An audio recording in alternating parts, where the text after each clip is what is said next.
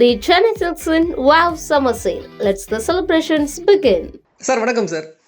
வணக்கம். வணக்கம் சார். ஒரு முக்கியமான ஒரு பிளே ஆஃப் மேட்ச், ஒரு பயங்கர ஒரு த்ரில்லிங்காக போகும், 2 பவர் பேக் டீம் அப்படி இருக்குன்னு நினச்சோன்னா ஒரு ஒன் சைட் மேட்சாக போயிடுச்சு. கேகேஆர் அவங்களோட ஸ்ட்ராங்கை வந்து இன்னைக்கு காமிச்சிட்டாங்க அப்படின்னே நினைக்கலாம். ஸோ எஸ்ஆர்ஹெச் எங்கே மிஸ் பண்ணிட்டாங்க அப்படின்றத நீங்கள் சொல்லிட்டீங்கன்னா சரியா இருக்குங்க சார்.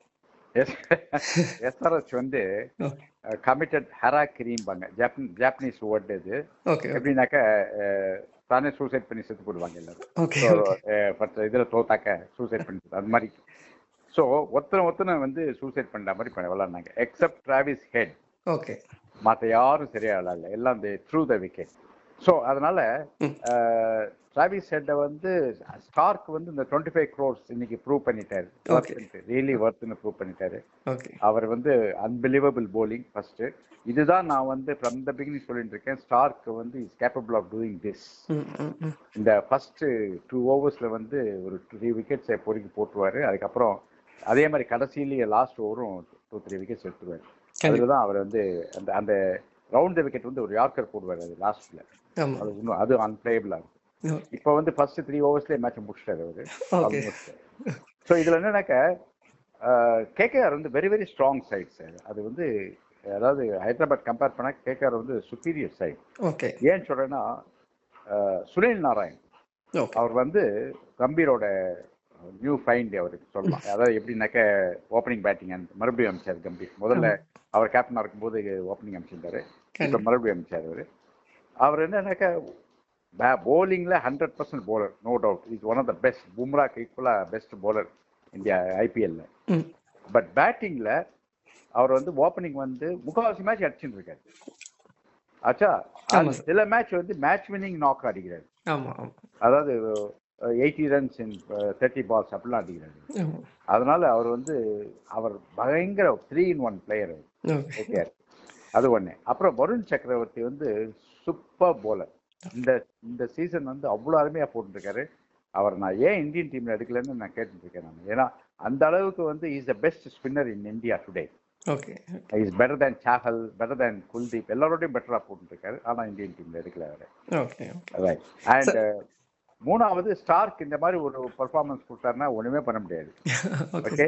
அண்ட் கடைசி ஓவர் போறதுக்கு ரசல் இருக்காரு. அண்ட் இது 2 யங்ஸ்டர்ஸ் ராணா அண்ட் வைபவ் 2 பேரும் டீசென்ட்டா போடுறாங்க. அப்ப கேகேஆர் ஒரு கம்ப்ளீட் சைடா இருக்கு அப்படின்னு எடுத்துக்கலாம். சைடா இருக்கு. Okay okay sir. அண்ட் இதை தவிர வெங்கடேஷ் ஐயர் போலிங் போடலாம், அந்த மாதிரி சில பேர் இருக்காங்க. Okay okay sir. கேகேஆரோட பாசிட்டிவ் நிறைய சொல்லியிருந்தீங்க. இன்னைக்கு இன்னொரு பாசிட்டிவ் என்னன்னா ஸ்ரேயஸ் ஐயரும் வந்து பயங்கரமா அடிச்சிட்டாரு. அதை பத்தி என்ன நினைக்கிறீங்க சார்? அடிச்சாரு, ஒரு 2 கேட்ச் கொடுத்தாரு. அது 2 சிக்ஸர். அது வந்து ரொம்ப ஈஸி கேட்ச். எப்படி விட்டாங்கன்னு தெரியல 2 பேரும்.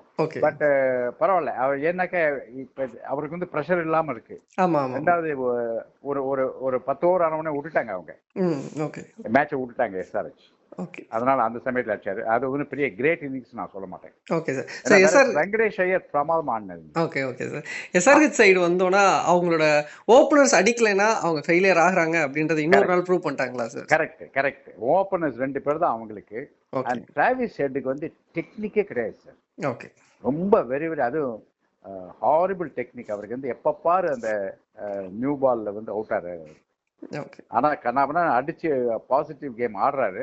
பட் சம்டைம்ஸ் அவருக்கு அந்த டெக்னிக் வந்து ஃபர்ஸ்ட் ஃபியூ குட் பால விளையாட தெரியல. ஓகே. அது ஒரு பெரிய ப்ராப்ளம் இருக்கு அவருக்கு. அதே மாதிரி இந்த இதுல நான் ஒரு இது சொல்லணும்னு நினைச்சேன். திரிபாத்தின்னு ஒருத்தர் விளையாடினாரு. அவர் வந்து நல்ல ஹை டாப் ஸ்கோரரா இருந்தாரு, நல்லா விளையாடினாரு. ஓகே வச்சுக்குவோம். ஆனா மோஸ்ட் அன்ஆர்த்தடாக்ஸ் பேட்ஸ்மேன் கிரிக்கெட்ல நிறைய ஷாட்ஸ் அப்படி. ஆமா, என்னென்னமோ ஷாட்லாம் அடிச்சுட்டு இருக்காரு, என்னென்னமோலாம் பண்றாரு. அண்ட் அவர் வந்து ஃபுட்வொர்க்கு என்ன, அதாவது கிரிக்கெட்ல எப்படி விளையாடக்கூடாது அப்படிலாம் விளையாண்டுருக்காரு. அதான் பாய்காட் அண்ட் கவாஸ்கர் இந்த பார்த்தாக்க இந்த கேம் பார்த்தா என்ன சொல்லுவாங்கன்னு யோசிச்சுருக்கேன். கரெக்டா அவருமே நீங்க கவனிச்சிங்க தான் தெரியும் சார். அன்னைக்கு வந்து சிஎஸ்கே மேட்ச்லயுமே ஒரு நல்ல பேட்ஸ்மேன் ரன் அடிச்சிட்டு இருக்க பேட்ஸ்மேன் ஒரு ரன் அவுட்னால அன்னைக்கு ஒரு முக்கியமான தோல்வி. இன்னைக்கும் ஒரு ரன் அவுட். அப்படிதான். இதை எப்படி பாக்குறீங்க சார்? அவரு சம்மத் வந்து சாக்ரிஃபைஸ் பண்ணிடலாம் அப்படின்னு நிறைய இடத்துல சொல்றாங்களே சார், அது எப்படி? இல்ல, இது மிஸ்டேக் வந்து இவருது திரிபாதி. ஏன்னா சமாத் இவருக்கு வந்து குரல் கொடுத்து கூப்பிட்டாரு. அதனாலதான் சமாத் கிட்டக்கிட்டு ஓடினார். ஏன்னா அந்த குரல் வந்து நமக்கே காது கேக்குது. அதாவது ஃபர்ஸ்ட் வந்து ஹெசிடேஷன் இருந்தது, உடனே இவர் வந்து கமான் இவர் குரல் கொடுத்தாரு, உடனே சமாத் ஓடி வந்துட்டார். அதனால தான் இது மிஸ்டேக் வந்து திரிபாதி மிஸ்டேக் தான்.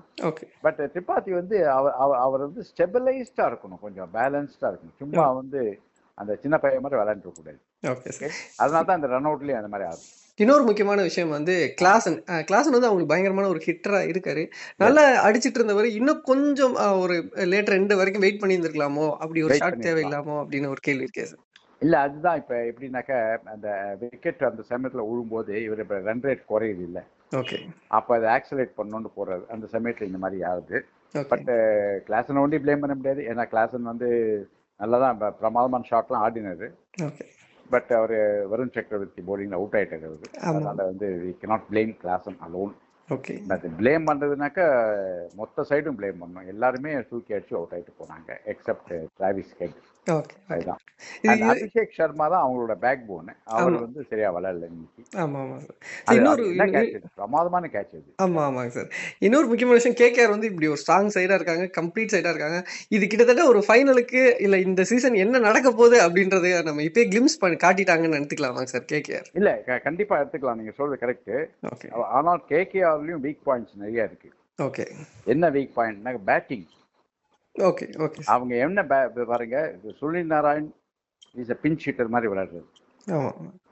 அதே மாதிரி குர்பாஸும் பிஞ்ச் ஹிட்டர் தான். ஆமா ஆமா சார். ரெண்டு பேரும் வந்து அடிச்சு ஆடக்கூடிய ஆளுங்க. ஸோ அந்த அடிச்சு ஆடக்கூடிய ஆளுங்க வந்து ஸ்டெபிள் கோலி மாதிரியோ ஒரு கேஎல் ராகுல் மாதிரியோ ரோஹித் மாதிரியோ விளையாடுறது இல்லை. அவங்க வந்து எனி டைம் வந்து அவுட் ஆகிற மாதிரி விளையாடுவாங்க.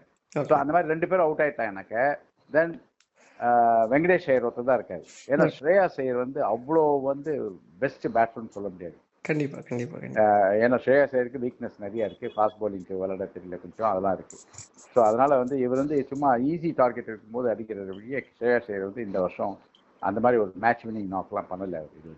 ஓகே. ஓகே. ஓகே. ஸோ அதனால பேட்டிங்ல அவங்களுக்கு இது ஆனா கடைசியில வந்து ரசல் அண்ட் ரிங்கு சிங் இருக்காங்க. அது வந்து ரிங்கு தான் அவங்களுக்கு சேவியர். ஓகே. அதனால வந்து அவங்க தான் மெயின் பேட்ஸ்மேன் சொல்லலாம் நம்ம. Okay sir. இப்போ அடுத்து இப்போ எஸ்ஆர்ஹெச் இந்த லாஸ், ஆனா இன்னொரு சான்ஸ் இருக்கு. அடுத்த மேட்ச்ல இந்த இதை ரெக்டிஃபை பண்ணிடுவாங்களா இல்ல எஸ்ஆர்ஹெச்க்கு இது எப்படி போகும்னு நினைக்கிறீங்க சார்? இது இப்போ எஸ்ஆர்ஹெச் வந்து இப்போ winner of RR and RCB match. RCB கண்டிப்பா கண்டிப்பா. அதுல அது யார் விளையாடுனாலும் எஸ்ஆர்ஹெச் வந்து அவங்களோட ப்ளஸ் பாயிண்ட் என்னன்னாக்க இந்த டாஸ் வின் பண்ணி பேட்டிங் எடுக்கிறாங்க பாருங்க. ஆமா ஆமா சார். அது வந்து இந்த ஒரு டீம் தான் எடுக்க முடியும், ஏன்னா 270 260 அடிக்கக்கூடிய டீம் இது. கண்டிப்பா கண்டிப்பா. அதனால தான் அந்த டாஸ் வின் பண்ணி பேட்டிங் எடுக்கிறாங்க, மற்ற எந்த சைடும் எடுக்க மாட்டாங்க டாஸ் வின் பண்ணி பேட்டிங். Okay okay. ஸோ அந்த மேட்டரில் வந்து இவங்க வந்து 270 மாதிரி ஒரு ஹெவி ஸ்கோர் பண்ணிட்டாங்கனாக்க வின் பண்ணிட்டு ஃபைனல்ஸ் வந்துடலாம். Okay okay. சான்ஸ் இருக்கு கண்டிப்பா சார். ஸோ கேகேஆர் அவங்களோட ஸ்ட்ராங் ஜோனை திருப்பியும் ப்ரூவ் பண்ணிட்டாங்க. எஸ்ஆர்ஹெச் வந்து இன்னும் ஒரு இடத்துல மறுபடியும் கேகேஆர் வர்சஸ் எஸ்ஆர்ஹெச் ஃபைனல்ஸ் வரதுக்கு சான்ஸ் இருக்கு. கண்டிப்பா சார். Okay sir. ஸோ அந்த மேட்ச் எப்படி வருது, நாளைக்கு ரிசல்ட் எப்படி இருக்க போகுது அப்படின்றதெல்லாம் பொறுத்து பார்க்கலாம் sir. Thank you sir. Thank you so much. Thank you very much. Thank you. The Chennai Silks in Wow Summer Sale. Let's the celebrations begin.